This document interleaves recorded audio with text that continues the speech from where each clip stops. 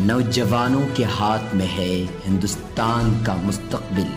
नई नस्ल बदल सकती है मुल्क की तकदीर। नई सोच से बेहतर होगी मुल्क की तस्वीर। इसलिए मिल्लत टाइम्स पहुंचा रहा है मुल्क की जनता तक मुल्क के नौजवानों की आवाज़। सदाए नौजवान, सदाए नौजवान।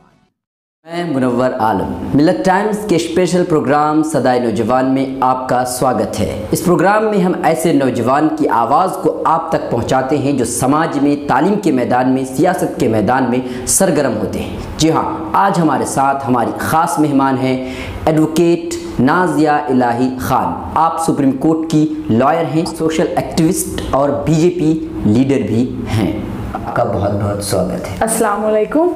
सबसे पहले मैं आपसे ये जानना चाहूँगा, कल सुप्रीम कोर्ट ने एक ऐतिहासिक फैसला दिया है एलजीबीटी पर। जी, ऐतिहासिक फैसला, क्योंकि 2009 में 9 जजों की बेंच ने इसे अननेचुरल करार दिया था। हम अगर सोसाइटी की बात करें तो हमारी सोसाइटी भी इसे अननेचुरल ही मानती है या फिर सोसाइटी के खिलाफ है, धर्म के खिलाफ है, लेकिन सुप्रीम कोर्ट ने इसे इसके कह लीजिए कि इसके हक में उन्होंने फैसला दे दिया। इस पर आप क्या सोचती हैं सुप्रीम कोर्ट के लॉयर होने के नाते? देखिए, सुप्रीम कोर्ट का वर्डिक्ट तो है ही है और एक वकील होने के नाते मुझे सुप्रीम कोर्ट का ऑनर करना बिल्कुल लाजमी है। लेकिन अगर मेरे पॉइंट ऑफ व्यू से या मेरे हिसाब से अगर आप मुझे पूछना चाह रहे हैं तो हर इंसान को अपनी अपनी पसंद जाहिर करने का पूरा मुकम्मल हक देना चाहिए।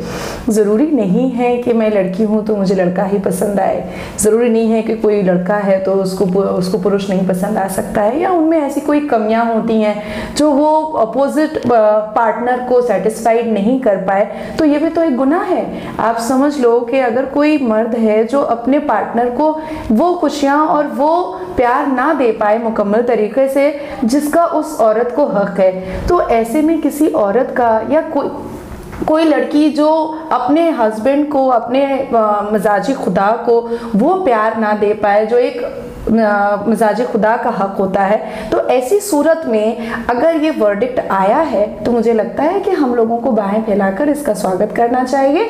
और जब समाज में ऐसे लोग हैं तो उनकी भी इज्जत अफजाई करनी चाहिए और उनको भी इज्जत देना चाहिए। लेकिन क्या आपको नहीं लगता है कि इस फैसले के बाद भी समाज के कई लोग हैं जिसको मानने के लिए अब भी तैयार हैं? आरएसएस का कहना यह है कि मानते हम जो सुप्रीम कोर्ट ने फैसला दिया, हम इस पर पूरी तरह से सहमत हैं, लेकिन ये हमारे जो धर्म है इसके खिलाफ है, उनका ये कहना है। तो अब इसके बारे में क्या कहना चाहेंगे? क्योंकि समाज में बहुत सारे लोग जो नहीं मानेंगे, तो उसका आप कैसे मनवाएंगे? देखिए, समाज में तो अभी भी कुछ लोग ऐसे हैं, हमारे मुस्लिम समाज में भी कुछ लोग ऐसे हैं जो वेस्टर्न आउटफिट्स को पहनना बहुत खराब समझते हैं, जीन्स पहनना बहुत गंदगी समझते हैं, बाहर में लड़कियों को पढ़ने के लिए भेजना बहुत बड़ी बात समझते हैं कि बहुत गलत बात है। लड़कियां अगर कॉलेज में जाकर पढ़ रही हैं तो अच्छे घरों से रिश्ता नहीं आएगा। तो जरूरी नहीं है कि हम जो समाज के पुराने लोग चला रहे हैं, सर सैयद अहमद खान ने एक किताब लिखी थी नकलची रस्म रिवाज की पाबंदी, उसमें एक बात कहा था उन्होंने कि हमें कभी नकलची बंदर नहीं बनना चाहिए। तो ज़रूरी नहीं है कि आज अगर हमारे दादा अबू के ज़माने में जो एक गलत प्रथा चली जा रही है या चली होगी, हम उसी को लेकर चलते रहे, ऐसा ज़रूरी नहीं है। हमको मॉडर्न होना चाहिए और खुले दिमाग से सारी चीजों को मद्देनजर रखते हुए तब मुद्दे पर पहुंचना चाहिए, तब फैसले पर पहुंचना चाहिए। वेस्टर्न कल्चर को भी हम अपनाते हैं, उसके नकल करते देवी तो नकलची हो गया, तो फिर इसका क्या? नहीं, वेस्टर्न कल्चर को हम अडॉप्ट करते हैं, हम जो बाहर से सीख रहे हैं। अब जैसे पहले था ही नहीं मुसलमानों में कि हमको अंग्रेजी भी बोलना आना चाहिए, लेकिन अब जिंदगी की जरूरियात बन गई है अंग्रेजी बोलना।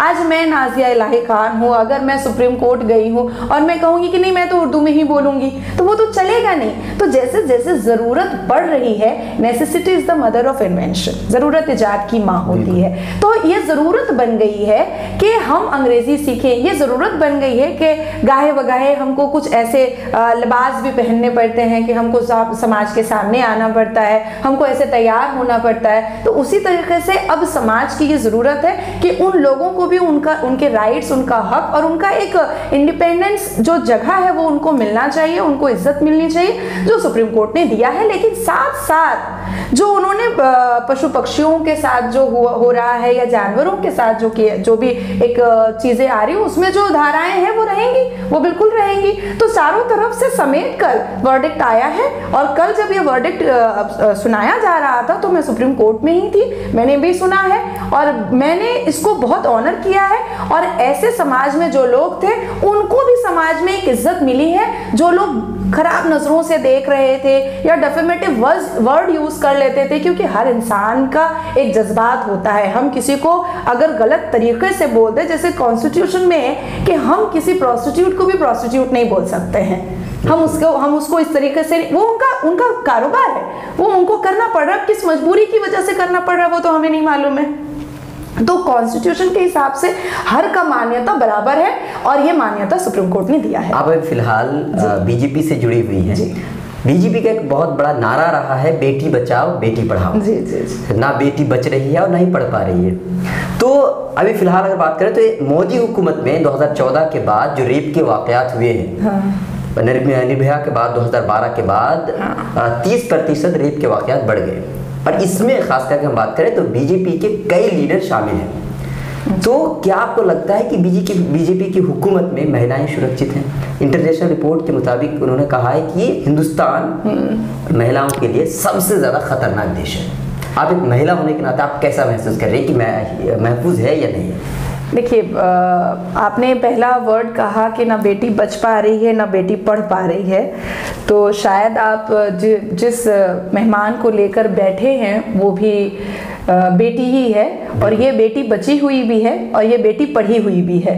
तो अल्लाह ने कहा, अल्लाह, और मैं युवाओं में भी हूँ, तो मैं आपको बहुत अच्छे तरीके से ये बात बता रही हूँ कि मोदी हुकूमत आने के बाद अगर रेप की घटनाएं बढ़ गई हैं, तो कांग्रेस के ज़माने में रेप नहीं होता था क्या? होता था, लेकिन बहुत कम। आज स्टेट गवर्नमेंट, मैं बंगाल से बेस्ड हूँ, तो मैं बंगाल में एक जापानीज का रेप होता है तो कोई मुसलमान रोड पर नहीं आते हैं। एक क्रिश्चियन का रेप इतना बड़ा पार्क स्ट्रीट में, होटल पार्क में हुआ, कोई मुसलमान ने नारा नहीं लगाया। जो मेन कल्प्रेट था वो भी मुस्लिम था। एक बच्ची का रेप हुआ। कई ऐसे रेप के हादसात हैं जो हमारे सामने आते रहते हैं बंगाल में। आप मुझे बताएं, अभी हालिया यूपी में हलाला का मैटर हो गया, हलाला करवा दिया गया था। तो आप ये कहना बेकार है कि जब से बीजेपी सरकार आई है तब से ना बेटी बच रही है ना बेटी पढ़ रही है। 30% कई ऐसी चीजें पढ़ाई के मामले में हम लोग खुद जमीनी सतह से काम कर रहे हैं, ग्रास रूट लेवल से पढ़ाई के लिए काम कर रहे हैं, एजुकेशन के लिए काम कर रहे हैं, रेप की घटनाओं को कम करने के लिए काम कर रहे हैं। मैं खुद हजारों औरतों को लेकर के रोड पर बैठती हूँ कि भाई रेप की घटनाएं कम हो। हम लोग जा करके हॉस्पिटल्स में मिलते हैं, हम लोग जा करके कई ऐसी बच्चियों को हम लोग खुद हेल्प करते हैं। तो क्राइम देखिए बढ़ रहा है, और जिस तरीके से एक वर्डिक्ट और भी आया और संसद में भी पास हुआ है कि 12 साल की बच्ची का रेप अगर होता है, 12 साल तक की बच्ची का, तो डेथ पेनल्टी मिलेगी। तो इससे भी कहीं ना कहीं रेप की घटनाएं घटेंगी। आप ये नहीं मानते कि सिर्फ इसी हुकूमत में? नहीं, मैं बिल्कुल ये नहीं मानूंगी। अब देखिए, कोई भी हुकूमत अपना चेयर पे बैठ जाने के बाद ये थोड़ी कह देगा कि भाई रेप करो। ये तो कोई नहीं कह सकता है। बीजेपी हुकूमत जैसे कुलदीप सेंगर है जो उन्नाव में रेप हुआ था, तो उनको बचाने के लिए तो पूरी हुकूमत लगी हुई थी। आप लोग सिर्फ उन्नाव के रेप के बारे में क्यों बात करते हैं? जितने भी माइनॉरिटी से रिलेटेड जो चैनल्स होते हैं या पेपर्स होते हैं, न्यूज़पेपर्स होते हैं, मैं तो मुझे इतनी नाराजगी है उर्दू पेपर वालों से। उर्दू के जितने भी नहीं, मैं आपको बता रही हूँ, उर्दू न्यूज़पेपर वाले भी अगर कोई मुसलमान रेप करता है तो कभी नहीं छापते हैं, लेकिन कोई हिंदू रेप कर देता है तुरंत छाप देते हैं। ऐसी बात तो नहीं होता है। हमारे यहाँ बंगाल में होता है, हमारे यहाँ मटिया क्रूज में बंगाल में एक मेंटल डिसेबल लड़की का एक मुसलमान ने गैंग रेप कर दिया, कोई कुछ नहीं छापा। जब मैं चीखी हूँ, चिल्लाई हूँ, तब छापा है। देखिए, रेप की घटनाएं वाकई में एक शर्मनाक घटना है, और ये पब्लिक पर, जनता पर भी ये डिपेंड करता है। ये उनकी भी रिस्पॉन्सिबिलिटी है कि अगर आपके आसपास ऐसी घटना हो रही है तो आप सीना चौड़ा करके पूरी हिम्मत दिखाएं और सामने आए और कहें। फिर देखिए, हम लोग पीछे हटते हैं तब बोलिएगा। हम लोग क्यों पीछे हटेंगे? आज बगल पड़ोस में रेप होता है और पड़ोसी अपना दरवाजा बंद कर लेते हैं कि भाई हम तो बहुत शरीफ आदमी, हमको नहीं पढ़ना है इन सब मैटर में, इन सब मामलात में हमको नहीं पढ़ना है। तो क्या आपकी जिम्मेदारी नहीं है, क्या जनता की जिम्मेदारी नहीं है कि ऐसी घटनाओं के लिए वो भी सामने आए? उनको भी सामने आना चाहिए। आखिर देखिए, मैं तो आती है, मतलब मार्च करती है। मार्च कब करती है? मोमबत्तियां जला लेने से क्या बलात्कार कम हो जाएंगे? तो आप क्या चाहती है जनता से? मैं तो चाहती हूँ कि जनता को अगर वाकई में गवर्नमेंट का रोल देखना है तो अपने अपने मोहल्ले से निकलें और एक मास पिटिशन करें और अपील करें ना। मेरे पास आए, मैं फ्री में करती हूँ। कश्मीर में जो वाकया पेश आया था तो उसमें भी 2 मिनिस्टर थे जो बीजेपी के ही थे, तो उसमें भी तो बचाया गया था उनको। किनको बचाया गया था? जो मिनिस्टर थे। Law take its own course. कभी भी कानून से कोई भी क्रिमिनल नहीं बच सकता है, और बीजेपी एक ऐसी गवर्नमेंट है जो कभी भी कल्प्रिट्स का साथ नहीं देती है, क्रिमिनल्स का साथ नहीं देती है। वो अंडर प्रोसेस है, अंडर इन्वेस्टिगेशन है। इन्वेस्टिगेशन में अगर ये तय होता है कि हाँ उन्होंने रेप किया है या उन्होंने ये गुनाह किया है, डेफिनेटली उनको भी सजा मिलेगी। आप एक यूथ लीडर हैं फिलहाल, अगर हम बात करें तो यूथ लीडर होने के नाते आपको लगता है कि बीजेपी हुकूमत ने नौजवानों के लिए जो योजनाएं बनाई थी, उन्होंने कहा था कि हर साल 2 करोड़ नौजवानों को रोजगार मिलेगा। अगर हम बात करें तो 4 साल हो चुके हैं, 4 साल में 8 करोड़ नौजवानों को रोजगार मिलने चाहिए, लेकिन मिलने के बजाय बहुत सारे रोजगार जो है घट गए। तो आपको लगता है कि नौजवानों के रोजगार के लिए कुछ हुआ है, इस हुकूमत ने कुछ किया है? देखिए, सबसे पहले तो मैं आपको ये क्लियर कर दूं कि 10 साल के बिगड़े हुए संसार को दुरुस्त करने में कम से कम 5 साल तो पूरा लगेगा। Let me finish. 10 साल किसी ने एक कमरे को बहुत बुरी तरीके से बिगाड़ दिया है, पूरी उसकी दीवारों को एक एक करके एक ईंटें तक निकाल लिए हैं, उनका सीमेंट बालू भी निकाल लिया है। तो अब पहले उस घर को मुकम्मल करना होगा, फिर उसमें पेंटिंग करानी होगी, फिर उसको सजाना होगा। तो इन सब चीज़ों में 5 साल तो टाइम लगेगा। फिर भी जो योजनाएं आई हैं उसमें ना जात धर्म देखा गया है, ना कास्ट क्रीड देखा गया है। उसमें सिर्फ ये देखा गया है कि हमारे हिंदुस्तान की जनता को बहुत बहुत फ़ायदा हो। और एक बात मैं और आपसे स्पेशली कहना चाहूँगी कि योजनाओं में महिलाओं के दिल को छूने की बहुत ज़्यादा कोशिश की गई है, चाहे वो ट्रिपल तलाक का वर्डिक्ट हो। अभी हलाला का मैटर मेरा लगा हुआ है सुप्रीम कोर्ट में, उसका भी वर्डिक्ट आएगा, वो उससे भी काफ़ी मुसलमान औरतों को राहत मिलेगी। या जनधन योजना ले लीजिए, उज्ज्वला योजना ले लीजिए। एक औरत जो कभी सोच भी नहीं सकती थी कि मैं गरीब हूँ और मैं गैस चूल्हे पर खाना बनाऊंगी, आज झोपड़ियों के अंदर भी गैस चूल्हा है। तो अच्छा, आपने जो कहा कि बहुत कुछ किया है, 4 साल में उनको 5 साल लग ही जाएंगे, क्योंकि 10 साल का जो बिल्कुल बिगाड़ा हुआ है, तो बिगाड़ा हुआ 5 साल लग जाएंगे। लेकिन एक बात बताइए, क्या जैसे कहा जाता है कि पान बनाना भी रोजगार है, पान बेचना भी रोजगार है, पकोड़े बनाना भी रोजगार है, और नाले से गैस बना करके चाय बनाना, इस तरह की बात है। तो आपको क्या लगता है इस तरह के बयानात से क्या रोजगार बढ़ जाएंगे? देखिए, सम्मान तो सबको देना चाहिए, और जब तक धरती है तब तक छोटे काम करने वालों की भी जरूरत पड़ेगी और बड़े काम करने वालों की भी। रोजगार की बात। हाँ, लेट मी फिनिश। आप मुझे पूरा आप बोलने नहीं देंगे तो मैं आपको समझा भी नहीं पाऊंगी, और जो देखेंगे न्यूज वो भी समझ नहीं पाएंगे।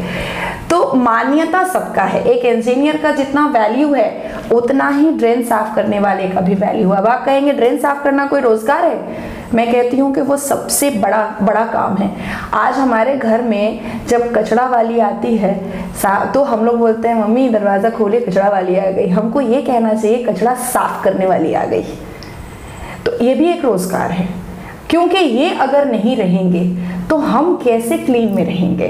तो हम मान्यता दे रहे हैं और इनको भी हम रोजगार से ही जोड़ेंगे और इनको भी हम इज्जत देंगे। तो इज्जत की बात अलग हो जाती है। नहीं, ये रोजगार है।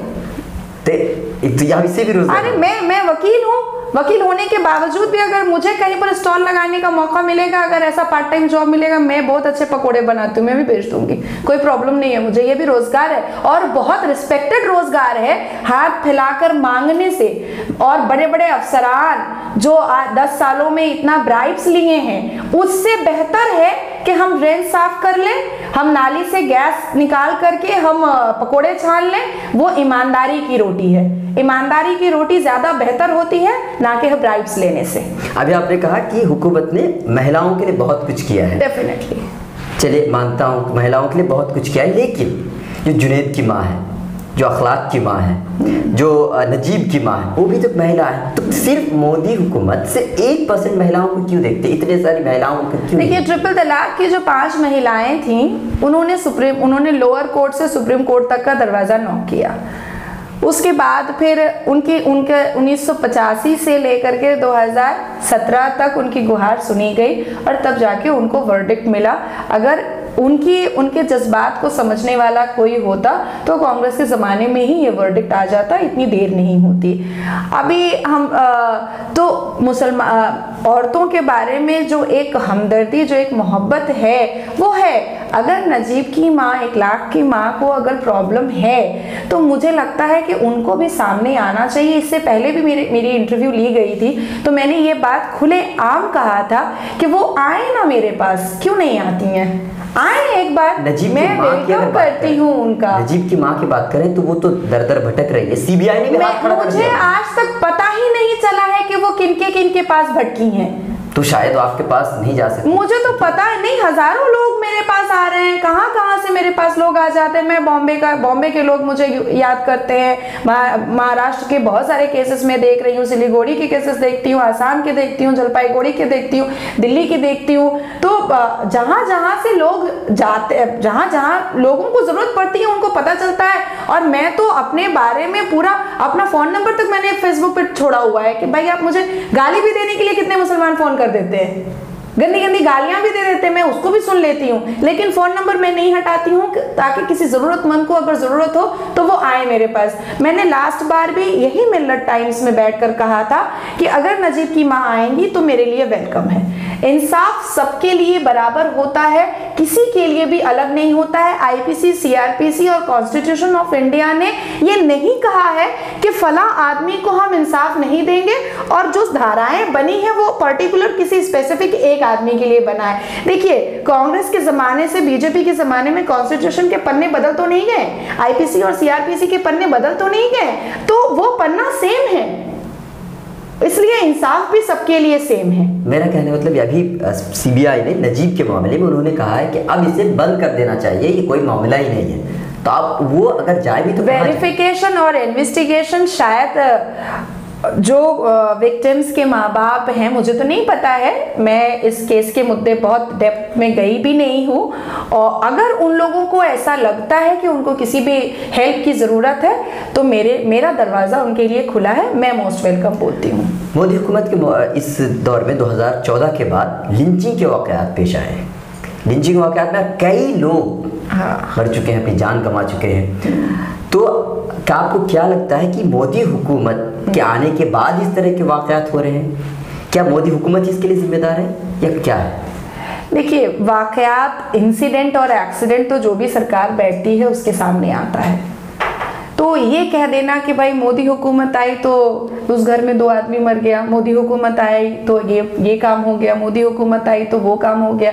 देखिए, मोदी हुकूमत को टारगेट तब करेंगे जैसे कैलकाटा में माजरहाट ब्रिज गिर गई, जबकि पीडब्ल्यूडी ने इंस्पेक्शन के लिए कहा था तो वहाँ के यूडी मिनिस्टर ने कह दिया कि नहीं, ब्रिज फिट है।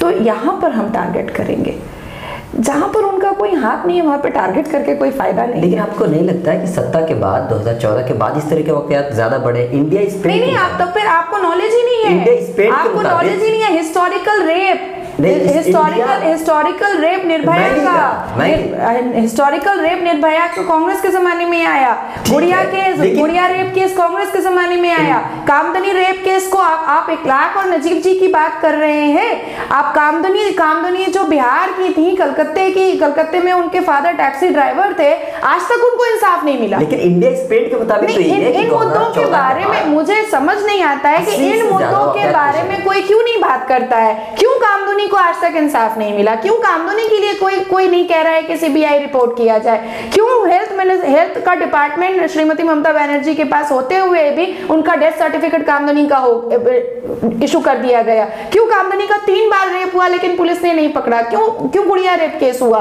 क्यों निर्भया रेप केस हुआ? ये सब तो सवाल उठते हैं, नहीं, लेकिन अभी जो फिलहाल जो मामला चल रहा है वो फिलहाल नहीं। देखिए, इंसिडेंट तो इंसिडेंट है, इतना बड़ा मसला है निर्भया का कि पूरा हिंदुस्तान एक हो गया था, और हिंदुस्तान तो क्या पूरी दुनिया की आंखें छलक गई थी। बहरहाल उनके मामले में तो केस ने उन्होंने फैसला भी सुनाया, फास्ट ट्रैक अदालतें कायम की गई। अब ये भी तो इसको श्रेय दीजिए ना कि मोदी हुकूमत जब आई तो निर्भया को भी इंसाफ मिल गया। तो इसके लिए आप श्रेय देते हैं लेकिन श्रेय भी दीजिए, लेकिन जो लिंचिंग के वाकयात, इसके लिए आप किसे जिम्मेदार ठहराएंगे? मेरा कहने का मतलब ये है, देखिए गलतियां अगर हो रही हैं, वाकयात तो अचानक से नहीं आ जाता है, या किसी को हार्ट अटैक अचानक से आता है, लेकिन कोई बीमारी तो पनपते पनपते बड़ी होती है। तो मुझे लगता है कि कांग्रेस को अपनी गिरबान को झांक कर देखना चाहिए, उन्होंने क्या क्या गलतियां करके रखी हैं जो एक्चुअली में हम और हमारी सरकार संभालते लेकिन हिम्मत नहीं तोड़ेंगे, हम संभालेंगे। आप इससे पहले टीएमसी में काम कर रही थी और टीएमसी में एक एक्टिविस्ट थी, बहुत ज्यादा मतलब सोशल वर्कर के तौर पर काम कर रही थी, बहुत अच्छा काम कर रही थी, लेकिन अचानक आपको क्या हुआ कि आपने बीजेपी का दामन पकड़ लिया? देखिए टीएमसी में जिस तरीके से, मैं टीएमसी की वर्कर नहीं थी या ऑफिशियली मैंने टीएमसी ज्वाइन नहीं किया था, लेकिन मैं टीएमसी को सपोर्ट करती थी। मैं एक्चुअली तृणमूल कांग्रेस पार्टी को सपोर्ट नहीं करती थी, मैं ममता बनर्जी जी को बहुत सपोर्ट करती थी, क्योंकि उनके जो काम करने का तरीका था वो मुझे पसंद आता था। लेकिन जब जैसे जैसे मैंने देखा कि उनके मंत्री और उनका जो रवैया है वो कहीं और ही चला जा रहा है, ब्यूटिफिकेशन के नाम पर एक कट्ठा जमीन पर 5-5 माला बिल्डिंगें चढ़ रही हैं, इलीगल कंस्ट्रक्शन का भरमार लग रहा है, और महिलाओं, बेसिकली मेरा काम महिलाओं को लेकर के था, महिलाओं के केस में मुझे स्टेट गवर्नमेंट से रत्ती बराबर भी कोई भी हेल्प नहीं मिलता था। अगर एक बच्ची का बलात्कार होता था, उसका वर्जाइना ब्लेड से काट करके बलात्कार होता था, वैसे सिचुएशन पर मैंने स्टेट गवर्नमेंट से गुहार लगाई कि वो रोड पर की बच्ची है, एक भीख मांगने वाले की बेटी है, उसके लिए कम से कम थाना वालों से आप गुजारिश करें कि वो मेरी बात सुन ले, उसके लिए आप जरा गुजारिश करें कि हॉस्पिटल मेरी बात सुन ले, उस पर भी उन्होंने मेरी बात नहीं सुनी। तो कहीं ना कहीं मैं अंदर ही अंदर बहुत सफोकेट कर रही थी कि जिस मसले को संभालने के लिए मैं मैदान में उतरी हूं, अगर वही नहीं कर पाऊंगी तो फिर सिर्फ तृणमूल और तृणमूल के नेताओं की तारीफ करने का तो मुझे ना पैसा मिलता है और ना मुझे चाहिए। मैं कोई ब्रोकरेज करने तो खड़ी हुई नहीं थी कि मैं उनकी तारीफ करूं और उनके डब्बे में वोट गिरवाऊं और मेरा काम हो गया। मैं जनता के काम के लिए खड़ी हुई थी, जो मैं नहीं कर पा रही थी, मुझे किसी भी तरीके की कोई भी मदद नहीं मिल रही थी। जब ट्रिपल तलाक का मैटर आया उस वक्त भी मैंने कहा कि मुझे जरूरत है स्टेट गवर्नमेंट की मदद की, क्योंकि ये मसला पहले सुप्रीम कोर्ट नहीं आया था, लोअर कोर्ट में था, थाना में था, वो लड़की रोज मार खा रही थी, उस लड़की के साथ रोज टॉर्चर हो रहा था। बाद में जब वर्डिक्ट आ गया तो तृणमूल के ही एक मिनिस्टर ने, सिद्दीकुल्ला चौधरी ने कह दिया कि भाई ये तो गलत है, ये तो इसका तो किसी और से अफेयर है। तो एक तृणमूल के एक एमपी ने एक औरत को, उस बेचारी विक्टिम को कह दिया कि वो धंधेबाज है। तो एक मेंबर ऑफ पार्लियामेंट जो तृणमूल के हैं वो एक औरत को धंधेबाज बोल रहे हैं। क्या ऐसी पार्टी में काम करना बेहतर होता है एक औरत के लिए? क्या पता वो कल मुझे धंधाबाज बोल देते। तो अभी आपका जो ये साथ है बीजेपी के साथ, कितने दिन तक आप मतलब रहेगा? टिल डेथ, जब तक मैं जिंदा हूं, क्योंकि भाजपा ने वो प्लेटफॉर्म मुझे दिया और जिस तरह से वो मुसलमान औरतों के लिए अपनी हमदर्दी को जाहिर किए हैं और साबित किए हैं, और जिस तरह से मुसलमान औरतों के लिए उन्होंने इतना बड़ा एक स्टेप उठाया ट्रिपल तलाक को लेकर के, और एक खुली, आज मैं भाजपा में हूँ, मैंने 4 जनवरी को बीजेपी ज्वाइन किया है, लेकिन आज तक मुसलमान औरतों को के काम के लिए मैं जब भी पार्टी ऑफिस जाती हूँ, जो स्टेट के प्रेसिडेंट हैं, उन्होंने मुझे कभी इग्नोर नहीं किया, कभी भी नहीं। लोग जैसे कहते हैं कि भेदभाव होता है, ऐसा कुछ नहीं। मैं फ्रैंकली बोलती हूँ और अल्लाह को हाजिर नाजिर करके बोलती हूँ कि मेरे साथ, पता नहीं किसी के साथ हुआ होगा, एज अ मुस्लिम मेरे साथ जरा बराबर, रत्ती बराबर भी भेदभाव नहीं हुआ। बल्कि जब से मैं बीजेपी में आई हूँ, स्टेट लेवल में जितने भी बड़े मंच बने वहां पर एज अ स्पीकर मुझे बुलाया जाता है, मैं स्पीच देती हूँ, और स्पीच के दौरान जब जब अज़ा हुई और मैंने ये कहा कि अज़ा होने वाली है, आप माइक बंद करें, तो माइक भी बंद किया गया। अच्छा, 2019 का इलेक्शन बहुत ही करीब है, आपको क्या लगता है कि 2019 के इलेक्शन में क्या बीजेपी फिर से हुकूमत बना पाएगी? ऑफ कोर्स, इसमें तो कोई शक की बात ही नहीं है, क्योंकि हम काम से जाने जा रहे हैं। किस तरह से? रोजगार जो रोजगार की बात है उसमें फिर जीएसटी के से वजह से लोग परेशान हैं कि पेट्रोल और डीजल के दाम है लगातार बढ़ते जा रहे हैं, जो रुपयों की कीमत है वो 72 से पार हो चुका है। अच्छा, और नोटबंदी की जो फायदे गिनाए गए थे वो खुद अभी पता चल गया है कि काले धन के लिए नहीं, मतलब पूरे का 99.3% जो है बैंक में आ चुका है। तो किस हिसाब से, किन मुद्दों को लेकर के आप राम मंदिर की बात कर रहे थे वो भी बना नहीं पाए, तो किन मुद्दों के साथ इस बार आप जीत की बात कर रहे हैं? देखिए, राम मंदिर बना नहीं पाए तो राम मंदिर अगर नहीं बना है तो ये तो मुसलमानों के लिए अच्छी बात है ना। लेकिन ये तो अच्छी बात है ना कि जिस बात को समझा जा रहा है, और वैसे भी वो मैटर कोर्ट में चल रहा है तो हमें तो उठाना ही नहीं चाहिए। वो इंटेलेक्चुअल का काम है, वो जजों का काम है, वो करे। लेकिन ये तो अच्छा है जब तक राम मंदिर नहीं बन रहा है। तो अब दूसरी बात आती है जीएसटी की। जीएसटी के लिए तो कांग्रेस के जमाने में बात उठी थी। हम अभी कांग्रेस पास कर देता इस बिल को तो ठीक था, लेकिन बीजेपी ने पास किया है तो बहुत गलत हो गया। एनआरसी की बात इंदिरा गांधी के ज़माने में उठी थी, अभी उसको राजीव गांधी ने उसको लेकर के साफ लफ्ज़ों में कहा था। ऑनरेबल जो हमारी प्राइम मिनिस्टर रही इंदिरा गांधी जी, उन्होंने कहा था कि भाई घुसपैठिए जो है वो तो जाएंगे ही जाएंगे। तो आज ये बेड़ा अगर भाजपा कर रही है तो उसको तो सराहना चाहिए। और रही बात नौकरी की या डिमोनेटाइजेशन की, बहुत बेहतर हुआ कि डिमोनेटाइजेशन हुआ, क्योंकि जिस तरीके से लोगों के अंदर कहीं ना कहीं एक दिमाग में था कि नहीं, नेताओं के पास बहुत पैसे होते हैं, फलाना लोगों के पास बहुत पैसे होते हैं, हम तो गरीब हैं, हमारे पास तो काला धन नहीं है। आज हम सब क्लियर हैं कि हम काला धन नहीं रखते हैं। आज हम सबके पास गुड कैरेक्टर सर्टिफिकेट है। लेकिन जो वादे किए थे तो उनमें तो फेल हो गया। कोई वादे की नाख्तिलाफी भाजपा ने नहीं की है। समय सब कुछ दिखाएगा और दिखा रहा है। जिस तरीके से भाजपा काम कर रही है, इसलिए ये एक ऐतिहासिक बना था। एक संसद में आए हम लोग, इतनी भारी मेजॉरिटी में आए, और इंशाल्लाह वल रहमान दोबारा भी हम भारी मेजॉरिटी में अभी आप बंगाल से ताल्लुक रखती हैं जी, तो आपको लगता है कि बंगाल में भी बीजेपी की हुकूमत आएगी या फिर जो है तृणमूल कांग्रेस जीत जाएगी? आपको क्या लगता है? देखिए, बंगाल में जिस तरीके से काम हो रहा है, और ममता बनर्जी जो एक अभी नया मतलब चल रहा है टीएमसी द्वारा, अभी मैंने आपको बताया कि एनडीपीएस मैटर में मुसलमानों को फंसाया जा रहा है फैब्रिकेट केस में। 2-3 दिन पहले अनुब्रतो मंडल नाम के एक एमएलए का, जो टीएमसी के लीडर भी हैं बहुत बड़े, उन्होंने उनका वीडियो वायरल हुआ है कि उन्होंने एकदम लाइव कहा है कि भाई बीजेपी वो लड़की करती है उसको गांजा केस में अंदर डाल दो, और वो बीजेपी करता है उसको गांजा केस में अंदर डाल दो। तो जो एक भय बनाया गया है, और जिस तरीके से जो उनका एक एडमिनिस्ट्रेशन का काम है, एक डेवलपमेंट का काम है, एक एजुकेशन लेवल पर जो काम है, उन सब चीजों को छोड़कर, उन सब चीजों को त्याग कर सिर्फ चेयर के लिए जो तृणमूल कांग्रेस दौड़ रही है, ये उनके लिए ही वीक पॉइंट है। क्योंकि आज जो ये ब्रिजें गिर रही हैं, आज वेस्ट बंगाल को एक भी नया स्कूल नहीं मिला, एक भी नया यूनिवर्सिटी नहीं मिला, एक भी नौकरी नहीं मिली, मुसलमानों का जो कोटा होता है वो नहीं मिला, हजारों हजार मुसलमान गांजा केस में अंदर जा रहे हैं। तो इससे क्या मुसलमानों का कॉलर खड़ा हो रहा है, या मुसलमान बहुत इज्जत की जिंदगी जी रहे हैं? तो यही चीजें टीएमसी को डाउन करेंगी, और इसी वजह से, हमारे काम की वजह से, हमारे मेहनत की वजह से, और हम जो लोगों के आंसू पोंछने के लिए खड़े हुए हैं, हमारी सरकार वहां भी बनेगी। आपका बहुत बहुत शुक्रिया।